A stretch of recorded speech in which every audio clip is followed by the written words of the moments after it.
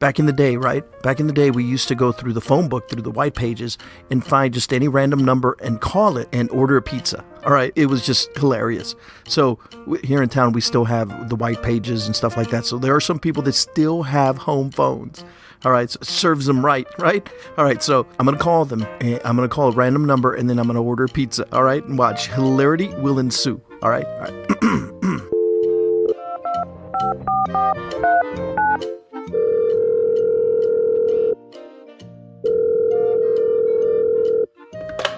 Yeah, go ahead. Hi, yeah, I'd like to order a large pepperoni pizza with black olives, an order of 10 hot wings, and a large Pepsi. Got it. Large pie with acne, black olives, and 10 sexy wings. We've got Coke, so you're getting Coke. Does that complete your order? Yeah. All right, I've got an address here of 1750 Lancaster Way. Is that correct?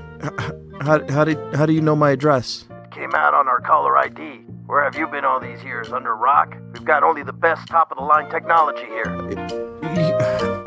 Yeah, okay, yeah. That's correct. All right, your total's gonna come out to $22.50. Make sure to tip your driver. We'll be there in about 30 minutes. Got it? Okay. All right, thanks. All right, here we go.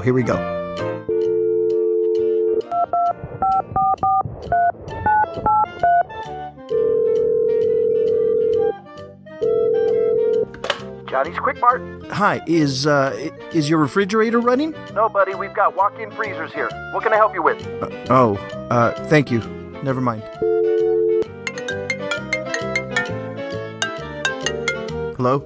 Good afternoon. This is an attempt to collect the debt. Any information we gather will be used for that purpose. Mom, quit screwing around. I'll pay you next week. I don't get paid until Thursday. All right, I'll call you later, Ma. Bye.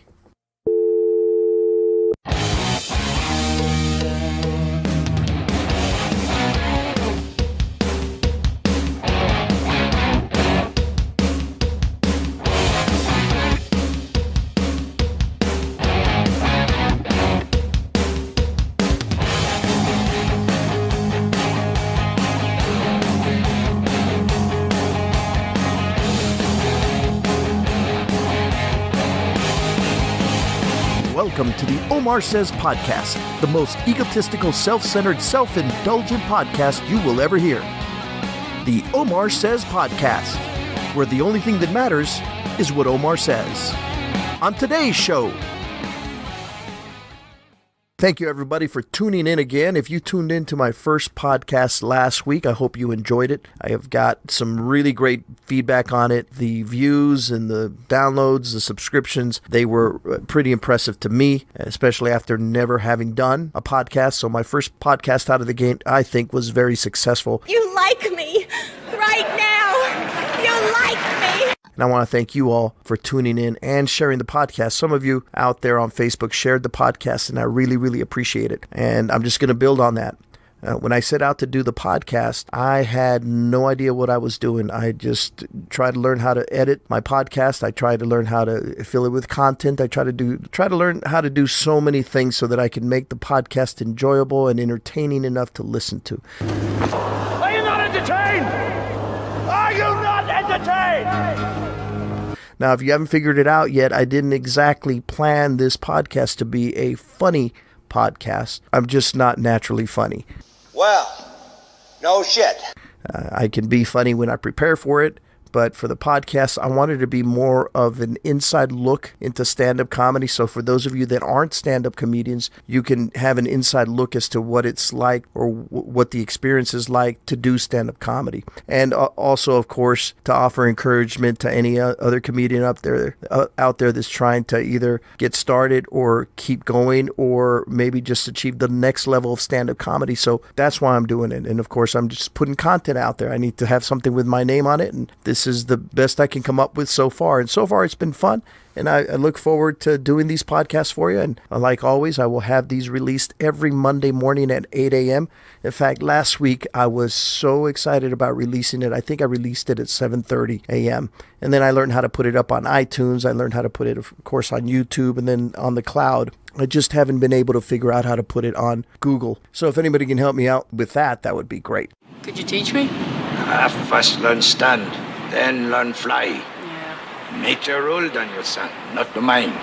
When I started stand-up comedy, of course, anytime you start, you will always, the first step you've got to take besides the open mic is getting that hosting gig at the comedy club. I've driven from El Paso to Tucson, Arizona to open a show, to host a show. So it doesn't matter where you do it. Sometimes when you're hosting, if you have to travel, you'll most likely lose some money, but at least you get the exposure. You get to meet other club bookers and other club owners, and that's how you develop a relationship. So when I started opening here at the local comedy club at the El Paso Comic Strip, the owner trusted me enough to open, even though he had never seen my set, even though he had never heard of me. All I basically asked him or told him was that, I'm a comedian from Arizona. I just moved to El Paso. I've had an opportunity to open a show in Arizona where I started, and I gave him the club owner's name and phone number. They knew each other, so I said, this is my reference. Do you have any special skills? Oh, yes, I do.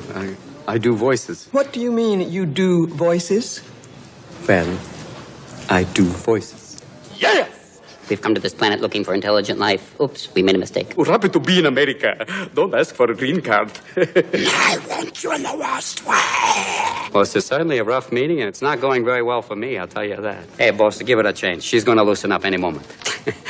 Look at me right now, Moneypenny. I want to undo that bow and get to know you. I'm crazy to make a deal with you! Nancy and I are still looking for the other half of my head. Idiot! You're doing it! I'm sitting on a gold mine! Don't make me smack you, sweetheart. I'll do it. Figaro! I do a great impression of a hot dog. So that worked out very well for me. He booked me a week later after asking him for the gig. That was really exciting but I still had a lot of unanswered questions, and so I wrote an email to the club owner in Scottsdale, Arizona. It's called the Comedy Spot. He has always been willing to help out a comic with advice. And I asked him a few questions, and he wrote me an email response, and I saved it all these years. That was back in 2008, I believe. And I saved it, and I even blogged about it. And for those of you that don't know, you can find my blog by going to omartarango.com. omartarango.com, you'll see my blog. And I titled that one MC Etiquette, Advice from a Stand-Up Comedy Pro and Club Owner. So the advice was given to me by that club owner, and he's also a comedian. Now, he's the first person to ever have given me an opportunity in open mic, and then eventually gave me my first paying gig. Now, if you've been hired to MC a night of comedy or host at a comedy club or host even at an open mic or whatever, and you're ready to take that plunge, then this podcast, or at least this segment, is for you. Now, even if you're just interested in the behind-the-scenes look into the business of stand-up comedy, I hope you stay tuned in. I'll never let go. I promise. So one of my questions was, should I be doing the same set that I've been working on as a beginner? Should I do the same set on every show? And at the time, I was performing 7 sets throughout the whole week. Here at the El Paso Comic Strip, you go from Wednesday through Sunday. 1 show Wednesday, 1 show Thursday, 2 on Friday, 2 on Saturday, and then 1 show on Sunday. That's 7 sets. So I was really concerned about it. Should I be doing the same set? This was the club owner's response. He said, you should do all your best stuff. Ask the owner of the club, how much should I do up front? And typically for a host, it's about 10 minutes. Sometimes the club owner may let you go a little bit longer, but no more than 15. And it's usually under 15, but certainly keep it as close to 10 as possible. Now, he continued to tell me, stick to your time. Now, this is what the openers and hosts need to realize, okay? The owner went on to say, you are part of the show. You're not the show. He said, don't ask the audience any questions. You will typically get someone yelling out the answer. Just do your stuff. Basically, what he's telling me there is, don't do crowd work. You're the host. You're part of the show, but you're not the show. Your job is to go up there and do your 10 minutes. Just do your stuff. And that's all I have to say about that. Watch your pace. If they aren't laughing, pick up the pace. If they are laughing, slow down and let them laugh. Really funny. Really funny. What do you mean I'm funny? It's funny, you know. It's a good story. It's funny. You're a funny guy. Funny how? I'm funny how? I mean, funny like I'm a clown. I amuse you. I make you laugh. I'm here to fucking amuse you.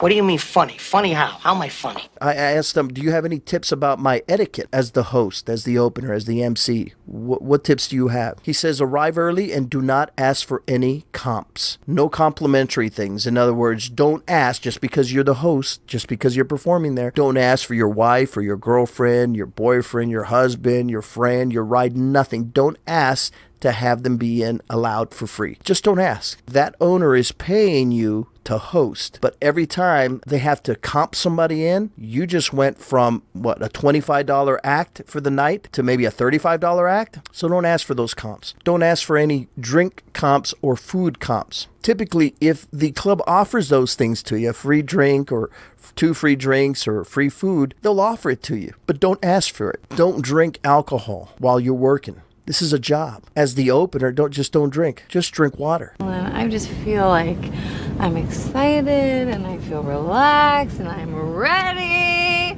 to party with the best of them. And I'm gonna go down to the river. What? Don't try to be funny or funny with everyone. Save it for the stage. These people see comics every week that try to be the funniest. You just concentrate on being a pro. Remember, you're there to do a job, not to be Prince Charming to everyone. So save it for the stage. Dress professionally. Make sure you ask all the comics for the intros and how they want to be brought up. As the host, you are responsible for keeping the show going and the energy up. You are the show's cheerleader. If you haven't heard that before, you're hearing it now. You are the show's cheerleader. Don't think you're fooling us because we saw you at our practice and I know you stole our routine. Okay, I don't know what you're talking about because we've always done our own cheers. Right, girls? That's right. We are the North Compton Wildcats. We're black. We know it. We shake our big booties and show it. We ain't white. We ain't white. We definitely ain't white. If someone doesn't do so hot, you got to bring it back. So have at least 1 or 2 jokes prepared in between comics. Not that you have to do them, but just in case. Now ask the comics, and typically you'll ask either headliner, sometimes even the feature act, if there was perhaps a special guest spot before them. Ask them, do you want me to do any time before I bring you up? This is probably something that is typical of the headlining comedian, because if people have been sitting there through the openers act, maybe a guest spot, and then the features act, eventually they've been drinking, eating, eventually they're going to want to get up and go to the bathroom. And when do they do it? They usually do it right before the headliner comes up. And so headliners recognize that. Right after the feature act is done and the host comes back up on stage, you'll see just a bunch of people get up at the same time and head to the bathroom. So now you've got a showroom that's not as full as it was when it started, and the headliner doesn't want to go out to that. So ask the headliner if they want you to do any time. So you use those jokes that you have in your back pocket. Use those and prepare for 1, 2, or 3 jokes that you have and do those before bringing them up. But always ask the headliner. Congratulations. How do you feel? I gotta pee. I believe he said he had to go pee. Sometimes the headliner just wants to keep the show going. So if the flow of the show is going really well, the headliner may not want you to do any time. Why would the headliner want you to step all over that wave? No, that headliner wants to ride that wave. So if the feature act left a wave that this headliner can jump on, don't do any time. Just bring them up. And sometimes the headliner will just tell you, no, just bring me up. And again, he reminded me, you are the show's cheerleader. So bring it. Go up and clap and say, come on, guys, let me hear you. It's amazing how, as simple as opening or hosting a show is, it's amazing how many people do it wrong. And it might be because nobody really teaches you these things. You might read it in a book or in a blog or maybe somebody passed down that advice to you, but it's not something that's written in stone. But when you can hear it straight from the mouth of an owner, club owner, and a comic, then it would do you well to heed that advice. Trust me, I'm like a smart person. And recently, I headlined at a comedy club in New Mexico, and the opener, who did a very good job at the beginning, did a very good job with the intros and kept the energy going, and they were very good at what they did. But when I finished my set, my headlining set, I was about to walk off the stage. I said goodbye. I did my last bit. I got a huge response to my last bit, and I was headed off stage, and I wanted, of course, as a headliner, you expect that the host was going to come up on stage stage, shake your hand, and then come up and then just egg on the audience some more and say, hey, how was that? Did you enjoy him? That was Omar Tarango, everybody. But the host left for the evening. The host didn't hang around until the end of the show. And I noticed that right away. I'd look down. Typically, you look down to see if the host is standing somewhere nearby, and the host was nowhere to be found. So guess who dismissed the audience? That's right, the headliner did. I did. I got up there and said, well, I don't think the host is here, but thank you all so much for coming. Have a good night. This was completely fun. Catch me on Facebook and find me on iTunes, whatever. I did my plugs there at the end, but I finished my own show. That was not professional. And I hope that comedian, I hope somebody addresses the guy. Maybe the comedian is listening to this podcast right now. Always stay for the duration of the show, because you started the show and you end it. You make announcements at the beginning, you make announcements at the end. It would have been great for the host to come up, do their thing, get maybe a second round of applause for the feature act, another round of applause for the headliner. Make sure to tip your wait staff. It was fun to have you here. Have a safe drive home. Good night. Thank you. But that didn't happen. Those are surefire ways not to be asked back to host a comedy show. But you know what? They're mistakes. People make them. I'm sure I made a lot of mistakes when I was a host, and maybe I'll discuss those sometime down the line. But in either case, there you go. Advice from me to you that I got from somebody else, but still good advice. Are you done? Are you done? Are you done? Are you done? Okay. That's all, folks.